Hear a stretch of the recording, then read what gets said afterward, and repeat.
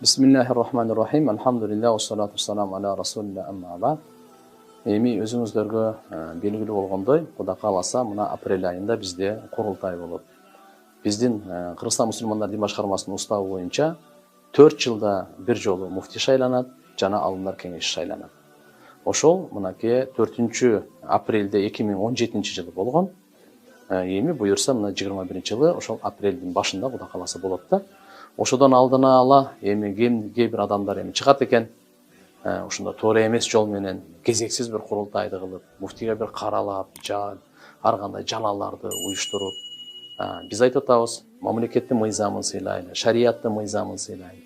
Дагы өзүнүн мыйзам жолу менен мынакей курултайга барайлы. Ким муфти болом десе, алымдар кеңешинин мүчөсү болом десе, ал ачык айкын чыгып, өзүнүн билим деңгээлин, тажрыйбасы менен бөлүшүп, келечекте Кыргызстанда ислам динибиздин баалуулуктарын кантип таркатам, ошонун план, өзүнүн проект ниеттерин ошолорду сунуштап, жана билим деңгээлинен текшерилип, ошонун бардыгынан өмүр таржымалы бар, башка деңгээлдери бар, өзүнүн жөндөмдүүлүгүн ортого салып туруп, анан келиш керек да.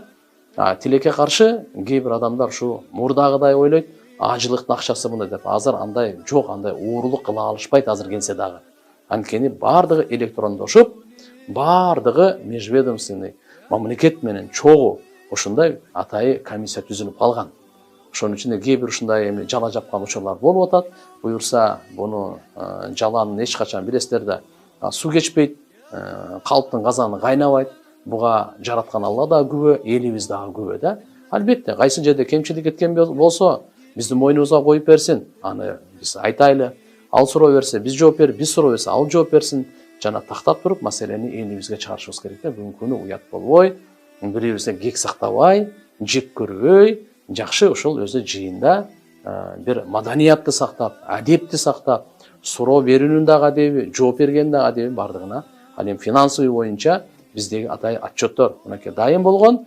Ошол Кудай кааласа, мына жакын арада иншалла болуп калса кеңеш, анын кеңештин алдында жооп беребиз, отчетун беребиз. Берилгени кезексиз курултайдын чакыруусу боюнча ошол алымдар кеңешинин төрагасы Абибулла Кудайбердиев 24 октябрда ошондой, ошол баягы биздеги көңтөрүлүш болгондон кийин, ошондой кат жазылганда, бир дагы алымдар кеңеши менен кеңешпестен туруп, муфти менен кеңешпестен туруп, атайы жашыруун саботаж мындай кылынып ошол жерден анан кийин башталган. Биз аны билбей жүрөт элек, бир айдан кийин анан бизге ушундай кагаз түшүп, маалымат болуп, бул эмне дегенде биз ошондо дагы аларды жакшылыкка чакырып, мыйзамдуу талаасына, мыйзамдуу жол менен чечкенге чакырып келдик. Жол жоболору муфтинин мисалы кызматтан бошотуу биздин устав боюнча тиешелүү мамлекеттин органдары. Мындайча айтканда дин комиссиясы, президенттин алдындагы дин иштер боюнча мамлекеттик комиссия бар. Ошолор менен макулдашуу аркылуу гана бул мисалы муфтини бошото алат да. Анда дагы ошол баягы айыптары, одоно ушундай немелерди, шариятыбыздын бузуу маселелери аныкталган болсо, вот ошол жол менен кетет да. Аны кезексиз мисалы курултай диндин үстүндө чыр-чата, кызычуу болуп аткан учурда кезексиз курултай чакыруу максатында. Бул уставда ушундай да. Өзү биздеги Кыргызстан мусулмандар дин башкармасы бул мекеме урушкандарды элдештире турган. Ушул жерде бизге жүздөгөн мындай жарандар келет да, кайрылат. Да, бир учурларда ошо Салима деген эже жана ошо Кочкор деген мырза экөө ошол келишкен.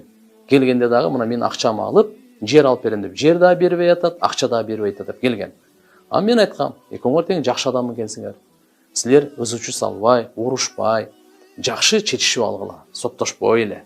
Бир мусулманчылык менен экөөңөр тең кыргыз экенсиңер деп муфтиятта мен өзүмдүн милдетимди, мындайча айтканда муфтилик милдет ушу элдештирүү, уруштуруу эмес да. Ошентип эки жакка жакшы сөз айтып, мен ошол Кочкорго айткан, Жуманазаровго. Сен мунун эмесин берип кой. Аты менен акчасын бер, же болбосо жерин бер деп. Анан ошол эле кезде дагы кимге болсо ушуну айтып келем да. Эгерде таптакыр чечише албасаңар, анда правоохранительный органдар бар. Укук коргоочу биздеги мыйзамдуу мамлекетте жашап атабыз.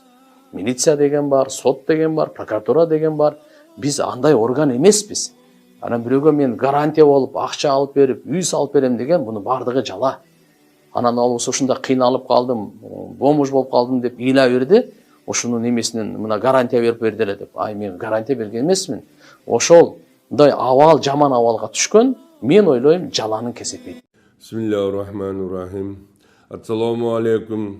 Жалпы Кыргызстан элиме жана ошондой эле жалпы Кыргызстандагы момун мусулман бир туугандарыбызга Аллага миң мертебе шүгүрчүлүк кылалы бир туугандар. Биздин Кыргызстан мамлекетибизде бардык жагынан Алла Таалам барабар кылып берип аткан мамлекетти өзүбүз барыктап, өзүбүз нарыктап албасак, бизди эч ким барыктап, нарыктап албайт.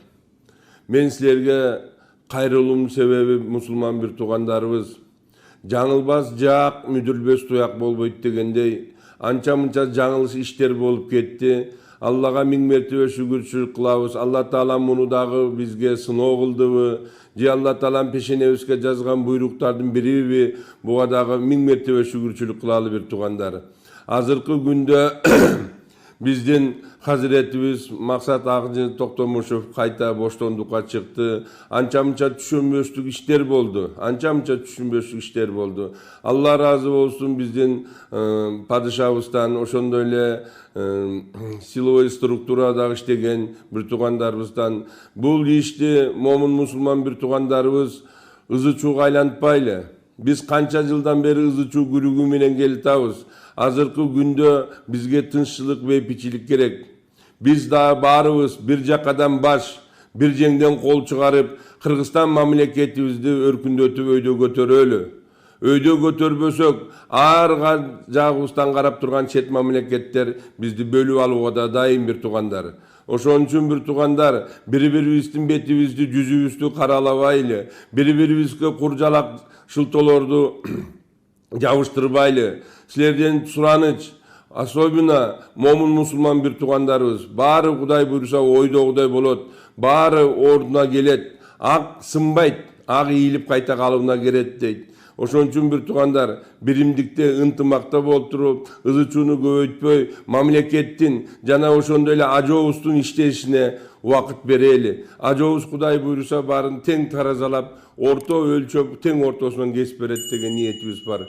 Алла разы болсун бир туугандар, биримдик, ынтымак бизге атадай керек. Калпычылар жалган сөз айтпагыла, кыяматта чоң азап тартпагыла, Максат Ажы устазга далили жок, маңызсыз жалаларды жаппагыла. ГКМБ ишти туура тактагыла, күнөө болот, адепти сактагыла. Ушунча жыл элибизге кызмат кылган устазды өз ордунда барктагыла. Жок дегенде үй камакка чыгаргыла, жөн эле сурачыны сурагыла. Мыйзамдын чегинде тергөө кылып, митаамданып жаман иш кылбагыла. Түз эле түрмөгө камайт неге? Тобо кылдым устазга бандит беле. Үй камакта сурачыны сурасаңар, уятсыздар бир нерсеңер кемейт беле? Ал устаз дин үчүн мээнет кылган. Аллахны жакшылыкка себеп кылган. Ал муфти болуп турган убагында аябай көп адамдар дин тутунган. Адепке, биримдикке үндөп келген, акыйкатты, чындыкты сүйлөп келген. Даават, илим, тарикат чөйрөлөрү даана устаз бар кезде гүлдөп келген. Уятсыздар бир нерсени каалап жатса, урду келди билгендей кармап жатса, унчукпай мусулмандар отура бер. Устазды урмат